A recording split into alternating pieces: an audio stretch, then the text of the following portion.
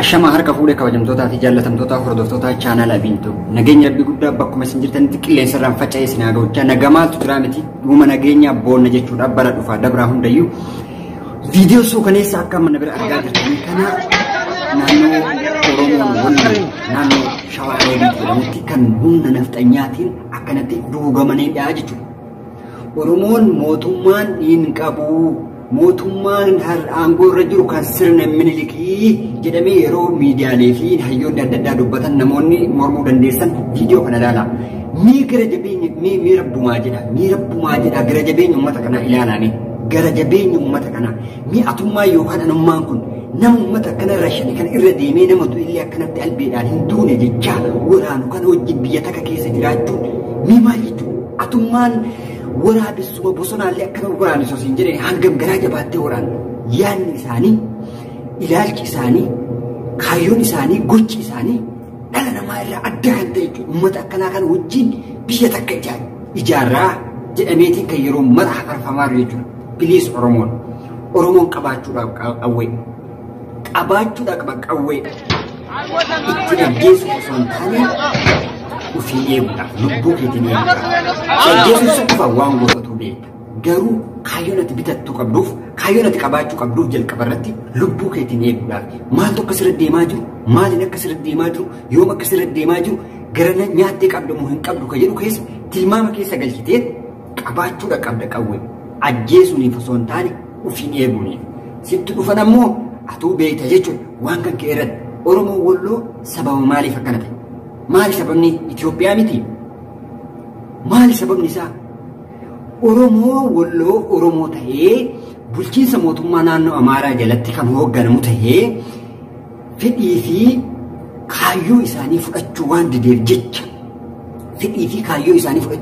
jecha Oromummaa isaanii gadhiifnee naannoodhaan Amaara jala jiraadhus eenyummaan kiyya maalummaan kiyya aadaan kiyya wanti hundi kiyya Oromoodha kan jedhuuf Oromoon hammaan xiqqoo ta'e jechuudha. Jabinna isaaniitiif fakkeenya fudhadhaa ijoollee Walloo fakkeenya fudhadhaa fakkeenyummaan isaanii gaafa biyyaa bayan kutaalee Oromiyaa biroo keessaa Arsii Wallagga Baalee maal kan nakayoo fudhannee biyyaa yoo bayan mana ijaarradhaa viillaa ijaarradhaa kana godhaa jaartii lama fuudhaa jaartii fuudhaa jinnii ta'aa konkolaataa bitaa maali jedhanii dubbatan Walloon hoo diina keessa itti xiiqiidhaan guddatan xiqqeennarraa waan beekaniif gaafuma biyyaa bayan karoora isaanii gurguddaan lama wajjin ture arge waan ta'eef karoora lama karoorri tokkoffaan qawwee bitachuu karoorri lammaffaan jaartii waan ittiin fuudhu qabaachuu kana lamaanii karoorri isaa gurguddaan jechuudha. Ijoollee Oromoo Walloo waliin hojjedhee waliin jiraadhee argina waan ta'eef karoorri ni jalqabu biyyaa baheef durummaa ol aanaallee qabaatanii osoo hin taane ofitti amanamummaa qabeenya hanga qaban saniif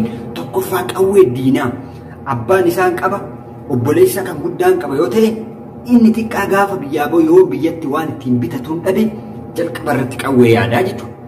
Qawwee yaadee asii biyya galfate jechuun karoora tokkocha ofirraa cabse jechuudha. Biyya ormaa hojjetatee qawwee bitate jechuun karoora tokkocha isteeppii tokkocha siqe karoora lammaffaa waan jaartiin fuudhu jedha.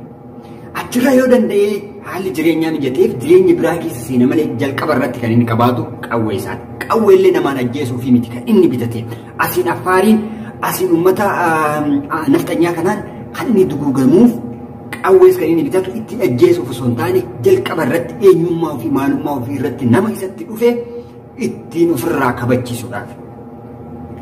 Kana jechuudha fakkeenya guddaa kan ta'uu qabu uummata Walloo jedhu. Kana irratti Jawaar Muhammad dubbatee ture. Qawwee keessan ammaaf baattanii hin deeminaa.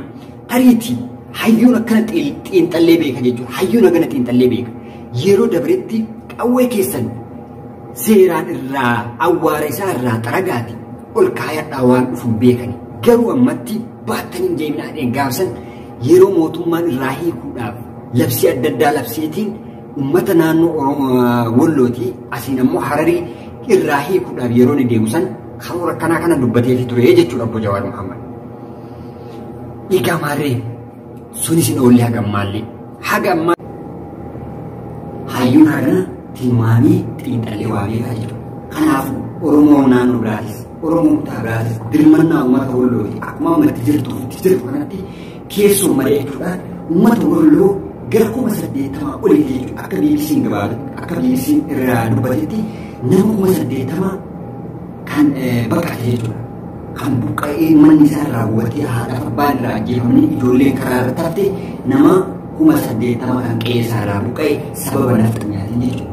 Kan gaafa paarlaamaa irra dubbatanillee milishaan yookaan immoo humni poolisii naannoo Amaaraa humna eegsisuudhaaf ajaja mootummaa irraa fudhatee kan bahedha malee kan mataa isaaniitiin deemee uummata duugee jedhee muummichi ministeera Itoophiyaa Abiyyi Ahmad dubbatee ture jechuudha. Kana Oromoon kana booda waan eeggatuu fi waan eeggatu waan isarraa waa abdatu waan qabu natti fakkaatu inni dhumatee rakkinsa biraa takka namni garaa isarraa muratti garaa hagammaa isa bira si'a yoo jiraate ufti deebisa sammuu kan kee ufti hin si hafeeraa malee jechuudha. Kanaafuu Oromoon keenya viidiyoolee akkanaa kanneen yeroo isin qunnaman taasaa Oromoo biyya keessa yoo taates viidiyoo akkanaa kana rakkoon wayii yoo kan uumamu ta'e viidiyoo yookaan immoo suur sagalee fayyadamuun kan kee dirqama jechuudha. Maaliif addunyaa yeroo ammaa kana kan isin barbaadu ati kophaa jiraattus dirqamoonni ati gochuu qabdu viidiyoo isa waraabbachuu yookaan immoo ragaa sii ta'a jechuudha. Gabaabinuma nama tokko anaan namni dhuunfaa tokko yoo lolle yeroo sana sagalee nama sanii yoo waraabbadhe yookaan viidiyoo nama sanii akka beekne yoo waraabbadhe ragaa kan biraa nama barbaachisu jechuudha. Abbaa biraa ragaa nama barbaachisu ragaan uummata. Kanaafuu addunyaa yeroo ammaa kana viidiyoo fi sagaleedha jechuudha. Kan isin ragaa godhattee wanta tokko ragichi sun dhugaa miti qorannoo irra gaggeessee ergasii fudhatama argachuu fi dhabsiisuu isaan warra ragicha qoratu ta'a jechuudha. Kanaafuu wanta akkanaa kana ragaadhaan viidiyoodhaan gaafa argitan lakkoofsa BBS gara WhatsAppii Aljazeera koomentii isaanii jalatti deemuudhaan viidiyoo akkanaa kana liinkii isaanii yookaan viidiyoolee argaa kana sheer gochuudhaan akkasiin gara miidiyaatiin guutumaan guututti to'atameetiin jira jechuudha. Uummanni Oromoo miidiyaadhaan to'ateetiin jira. Gara Tiwiitarii, gara Feesbuukii, gara kamiinuu uummanni Oromoo to'ateetiin jira. Kanaaf girrisaa jiran hin baay'atan, humna qabdan ni cimtan jabaadhaa isin jennaan malee ni jabaannaati. Kanaaf uf duuba deemuun isin arrabsuun girrisa isin mootii girrisaa hin jedhan jechaadha.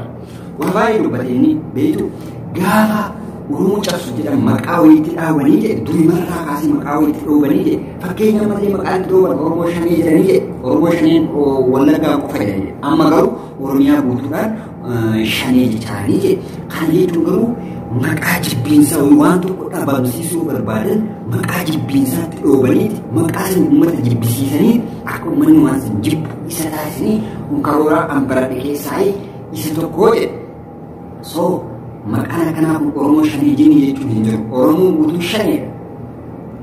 Kan mirga isaatiif falmatu guutuu shaneedha yookaan immoo Oromoodha. Just PP miti jechuudha. Siigaraa miti warra bilisoomsanii miti gonkumallee jechuudha.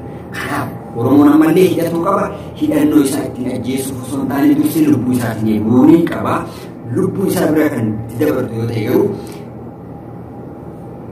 beekaa jechuudha abbaan qabachiisaa qaba. Hagar masih jedha kabajamtoota jaallatamtoota chaanalaniitu nageenya kiyya bakkuma jirte isin biraa jiraatu fayyaa nagaa keessa jiraadhaa.